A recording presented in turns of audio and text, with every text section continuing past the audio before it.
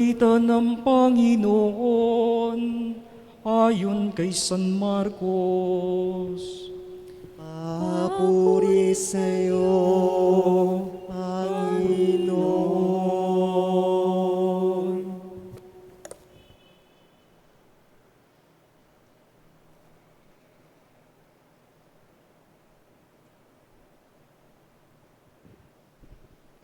Noong panahong iyon, bumalik si Jesus sa Capernaum at kumalat ang balitang siya'y nasa kanyang tahanan.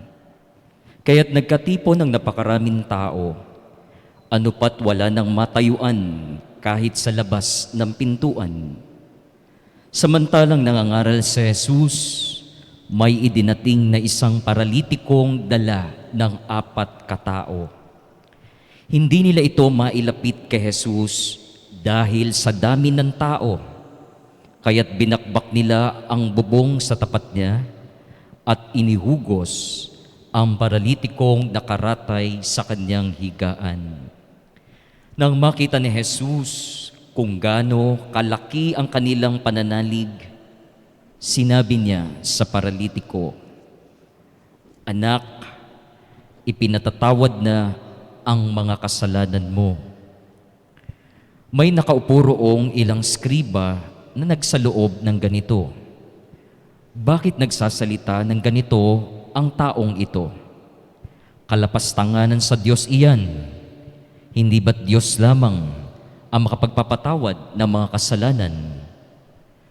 Talos ni Jesus ang kanilang iniisip, kaya't sinabi niya, "Bakit kayo nagsasaloob ng ganyan? Alin ba ang lalong madali? Ang sabihin sa paralitiko, ipinatatawad ng mga kasalanan mo, o ang sabihing, tumindig ka, dalhin mo ang iyong higaan at lumakad ka?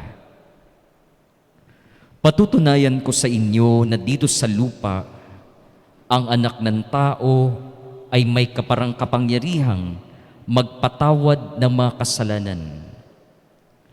Sinabi niya sa paralitiko, "Tumindig ka, dalhin mo ang iyong higaan at umuwi ka." Tumindig naman ang paralitiko, binuhat ang kanyang higaan at umalis na nakikita ng lahat. Sila ay pawang nanggilalas at nagpuri sa Diyos. "Hindi pa kami nakakakita ng ganito," sabi nila. Ang mabuting balita ng Panginoon. Pinupuri ka namin, Panginoong Yesong Kristo.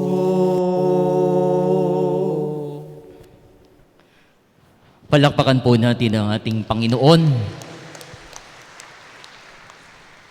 Ilang tulog na lang at ilang gising, pagdiriwang na natin ang kapistahan ng mahal na Senyor Santo Niño. Isa po itong kakaibang kapistahan, no? Tanging Pilipinas lamang ang binigyan, no? Na binigyan ng Vatican ng pagkakataon na i-celebrate ang kapistahan ng mahal na Senyor Santo Niño. Kahit po 30% lang ang papayagan na makapasok sa simbahan, hindi po hadlang ang anumang virus o anumang pandemya para ipagdiwang natin ang ating pananampalataya. Mga kapatid, gusto kong itanong sa inyo,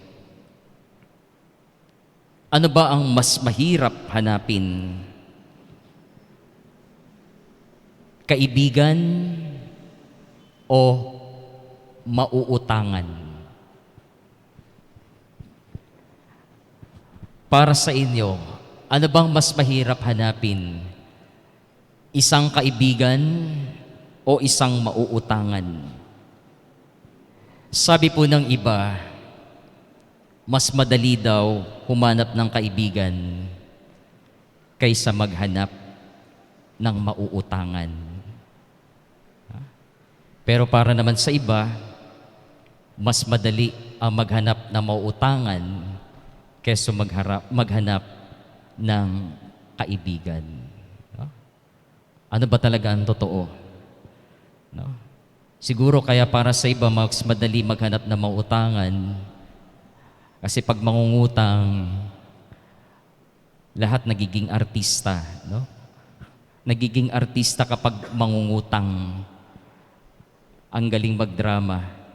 Kaya siguro madali sila makahanap ng mauutangan. Pero ang totoo mga kapatid, mahirap ang maghanap ng isang tunay at tapat na kaibigan. Sa Ebanghelyo, yung mga lalaki na nagdala ng isang paralitiko kay Jesus, sila ang maituturing na tunay na kaibigan. Hindi po nila pinabayaan yung kanilang kaibigang paralitiko sa kanyang karamdaman. Kahit mahirap, kahit makipagsiksikan, ginawa nila alang-alang sa pagmamalasakit sa isang taong nangangailangan ng tulong. Sila po ang tunay na kaibigan. Kasi hindi nila iniwan ang isang paralitiko. Bagkus sila po ay matyaga na inilapit yung kanilang kaibigan kay Jesus para gumaling. At hindi lang po yun ang kanilang ipinamalas. Ipinamalas din nung 4 na lalaki na sila ay merong buhay at matibay na pananampalataya sa Diyos. Yung kanilang buhay at matibay na pananampalataya sa Diyos, ito po talaga ang nag-udyok sa kanila na dalhin ang kanilang kaibigang paralitiko kay Jesus para gumaling. Kasi kung wala po silang matibay at buhay na pananampalataya sa Diyos, baka sumuko na rin sila dahil sa hirap at pagod na kanilang gagawing pagtulong sa isang kaibigan. Siguro sasabihin nyo, sana all. Sana makahanap din ako ng ganitong kaibigan. Buhay at matibay ang pananampalataya sa Diyos. Handang dumamay, handang magmalasakit. Kasi yung ganitong klase ng tao, hindi ka talaga iiwan sa oras ng kagipitan. Yung ganitong kaibigan, tutulungan kang bumangon kapag lugmok at lunod na lunod ka na sa mga problema sa buhay.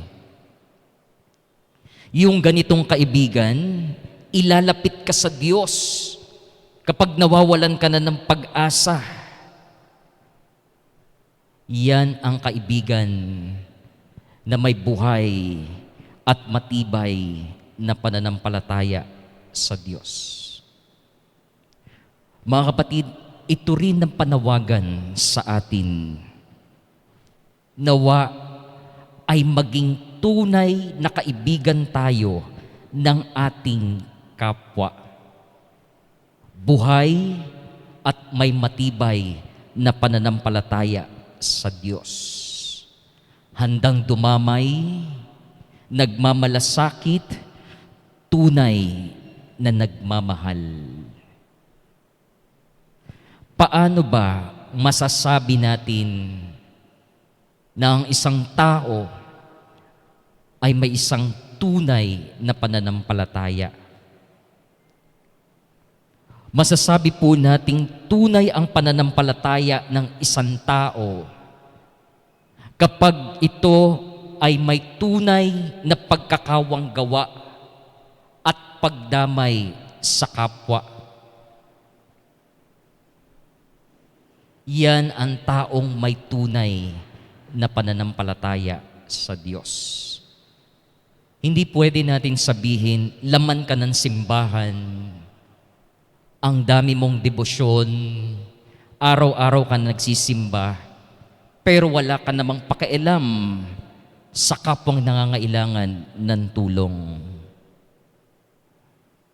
Halimbawa, ang simbahan, nananawagan ng mga volunteers para sa mga gawaing may kaugnayan sa social services.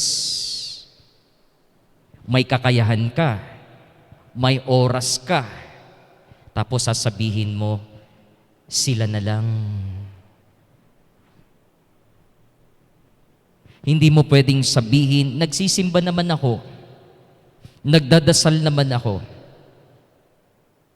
Kapatid, hindi buhay ang pananampalataya mo kapag hindi mo na ipakita ang iyong pananampalataya sa tunay na pagkakawang gawa at pagdamay sa kapwa.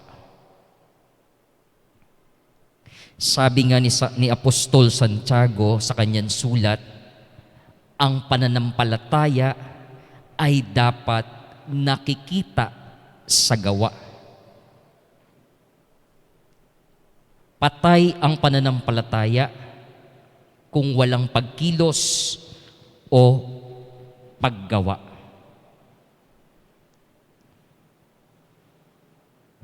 Tandaan po natin, yung madalas nating kinakanta sa simbahan, yung pananagutan.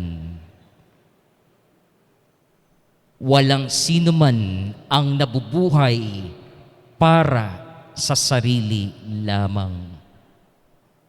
At walang sino man ang namamatay para sa sarili lamang. Tayong lahat ay may pananagutan sa isa't isa. Sa unang pagbasa, si Samuel, damang-dama niya yung kanyang responsibilidad at pananagutan sa bayan ng Israel na nasa kanyang pangangalaga. Sa mga sandaling yon, nung panahon na yon, nangangailangan ng isang tunay na hari ang bayan ng Israel maliban sa Diyos. Kaya gano'n na lang po yung panalangin ni Samuel. Dahil anuman ang kahihinatnan ng panukalang iyon na magkaroon ng hari ang bayang Israel, ramdam niya na siya po ay may responsibilidad at pananagutan. Kaya gano'n na lang yung kanyang pagdarasal sa Diyos at kinukonsulta niya ang Diyos. Malaking bagay po sa isang tao na buhay at matibay ang pananampalataya sa Diyos. Ramdam mo meron kang responsibilidad. Ramdam mo na meron kang pananagutan. Kung meron kang buhay at matibay na pananampalataya sa Diyos, meron ding malalim na dahilan yung motibo ng pagtulong at pagdamay natin sa kapwa. Ano ang dahilan? Ang dahilan, tunay na pagmamahal at pagmamalasakit. Kapag tunay po yung pagmamahal at pagmamalasakit sa kapwa, tunay din ang pagmamahal natin sa Diyos. Bilang mga Kristiyanong binyagan, baliwala po na sabihin natin, naniniwala tayo kay Jesus. Baliwala po na sabihin natin, nagdedebosyon tayo sa mahal na Senyor Santo Niño kung wala pong konkretong pagkilos na isabuhay ang sinasampalatayanan sa pamamagitan po ng pagkakawang gawa at pagdamay sa kapwa. Mahalaga po na tayo nagtutulungan, umaalalay sa isa't isa, nagdadamayan. Ang kaligtasan po ay dapat sama-sama nating pinagtatrabahuhan at nararapat lang po na sasama-sama rin nating tatamuhin. Ganito po tayo dinisenyo ng Diyos. Ang pagtamo ng kaligtasan ay hindi po eksklusibong personal na pakay lamang. Ang kailangan, kooperasyon, kolaborasyon ng lahat. Obispo, mga pari, mga religious, mga laiko, at kayo ang pinakamarami na bumubuo ng simbahan. Kailangan po ay kolektibong pagkilos. Ito po ay bunga ng pagtutulungan ng lahat sa simbahan, ang mistikong katawan ng ating Panginoong Hesukristo. Mga kapatid, ipakita natin buhay at matibay ang ating pananampalataya. Ipakita natin sa gawa. Lahat po tayo pwedeng instrumento ng Diyos na maging daluyan ng biyaya at pagpapala ng Diyos. Kaya nga patuloy po ang pagliligtas ng Diyos. Patuloy niya tayong inililigtas. Patuloy na ibinibigay yung mga biyaya sa atin. Kaya nga ang dalangin natin, maging instrumento nawa tayo ng Diyos, ang bawat po miyembro ng simbahan, upang maging daluyan ng biyaya at pagpapala ng Diyos para sa kapwa. Ang kailangan natin, paigtingin yung pagmamalasakit, yung pagdamay sa kapwa at pagkakawang gawa. Ito po ang hamon sa atin bilang isang simbahan. Kolektibong pagkilos, sama-samang gumagawa, kumikilos.